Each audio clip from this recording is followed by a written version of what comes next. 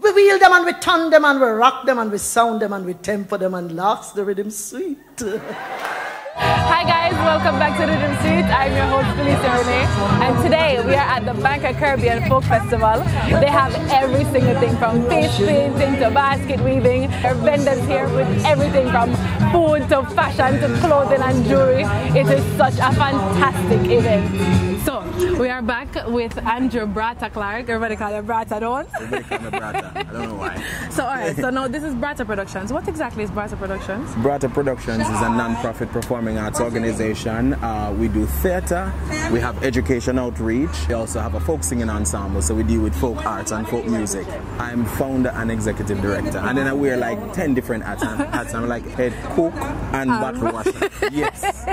Because if I'm not lifting set and carrying promotional items, I'm sweeping the floors, I'm carrying the costumes, I'm washing them, so Jesus, so you do everything. Multifaceted, a little bit of everything. But officially I'm founder and executive director. Very nice. So why did you feel the need to found Braata Productions? To fill a void. Often in the Caribbean community we spend so much time highlighting reggae and dance hall and the more pop stuff of our culture, and folk culture is really being forgotten. So it's really about bringing folk traditions and folk culture and heritage into the fore and giving that a main stage to do their thing, because quite often when the folk singers are asked to come to events, you know, we're performing on the little side stage, and we're performing when nobody's there. So yeah man, Braata gives the folk artists dance, drama, you know, acting, spoken word, all these folk arts a main stage that they can be the focus all the time. Love that. So what was your inspiration for founding Braata? It's really about preservation and keeping that alive, because it's really dying. Our traditions are dying with my parents and my grandparents and my great-grand that I never met. You know, all these stories that are, a lot of our history is an oral tradition, and when those persons pass on, the stories die, you know, so it's really about keeping those alive and hoping that we can pass it on to the younger generation. So, you know, like today we have a folk exhibit with folk characters, Anansi and Rolling Calf and Baku and Laja Bless and Jab Jab, and most people are asking, what are those things? These kids don't know what these things are. Because they're these folk characters that nobody talk about. Nobody not tell Duppy story again.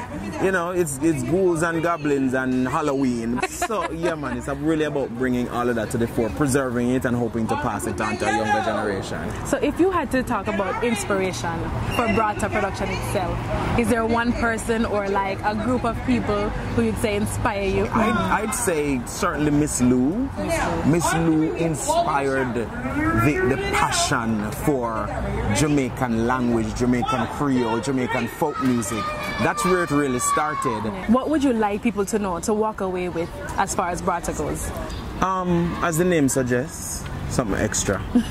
Yeah man, they wanna walk. Yeah man, they want an extra in a good way. Yeah. You know, when you're growing up, them say you're extra. You're too extra. You're enough. Not that kind of extra, not the annoying type, but something more. Right. You come and after you've left a Braata event, you've learned something new, you've experienced something different.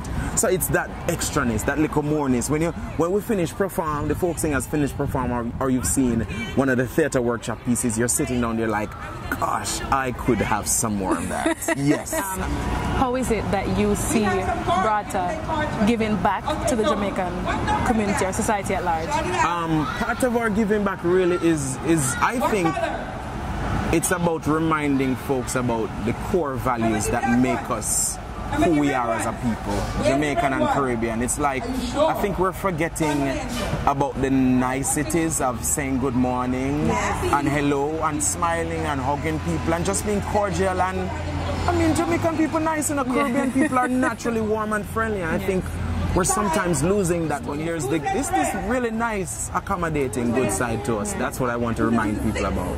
Love that. So how are you enjoying this event so far? Oh, I am enjoying it. It's a great, you know. I love the fact they have the Jamaican food over there.